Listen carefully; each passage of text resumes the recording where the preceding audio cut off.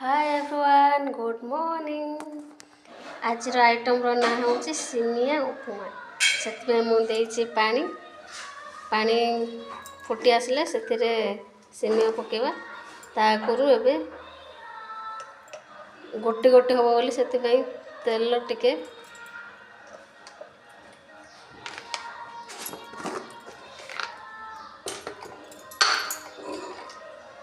अल्प लुण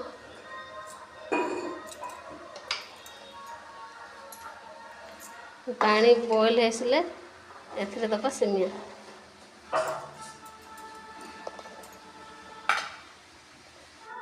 गैस एबे देखि पारुथिबे पानी बॉयल आसलानी एथिरे पके दबा सिमिया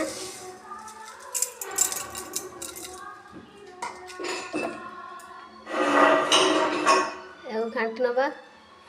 बेसी समय लगे 2 मिनिट ही बेसी सीझी गले भल लगे।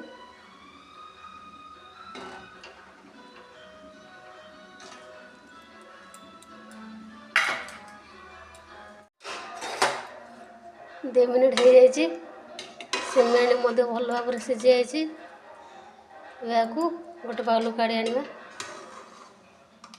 बेसई करेई रे 2 चामच तेल नवा।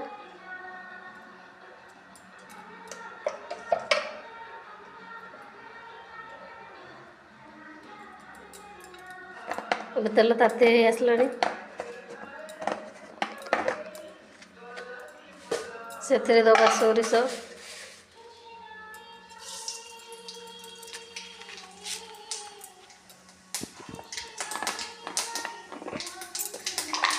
सोरिष फुटी आसलानी से दबा जीरा जीरा भी फुटी आसलानी से दबा भृषंग पत्र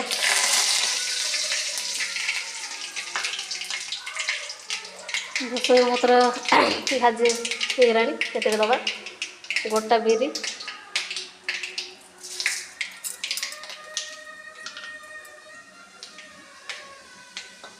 एबे सबू भल भाव घाटी नवा।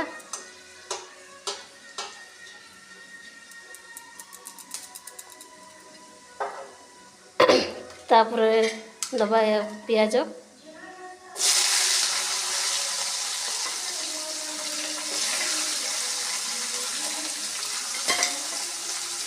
तापर दबा कंचा लका जहाँ को पूरा चॉप कर टिक कर काट नहीं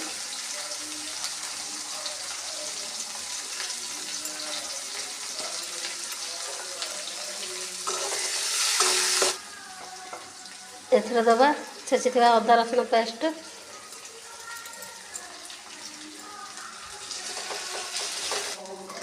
एबे पियाज भल भाव भाजी होगलानी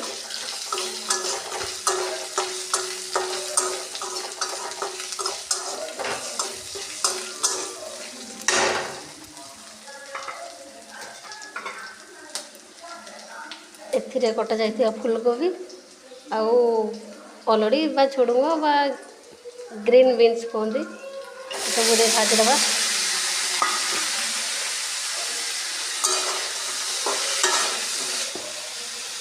एथिरे हल्दी गुंड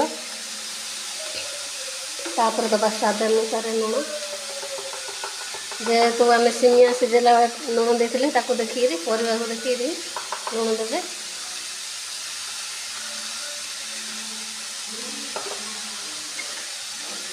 भल भाव घाटी नवा भजाड़ी मझे मझे घाटी नवा एदेबा टमाटो टमाटो पकईकि घाटी नवा। ये सब परिया सीझी गला देखि पारे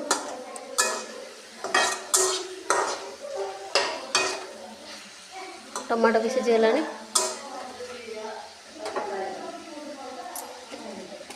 सीझा सेमिया को देखो कि गोटे गोटे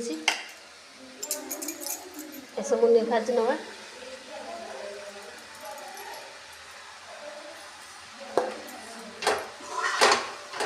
भल भाव सब मिक्स करदे जेहेतु सेमिया टी पूर्व सीझा तो बेसी टाइम बसबे नहीं मात्र 2 मिनिट मोर 2 मिनिट होगलानी गोटे से देवी मु एवरेस्ट गरम मसला ଆପଣ ଯେକୌଣସି କମ୍ପାନୀର ମସଲା ଦେଇପାରନ୍ତି।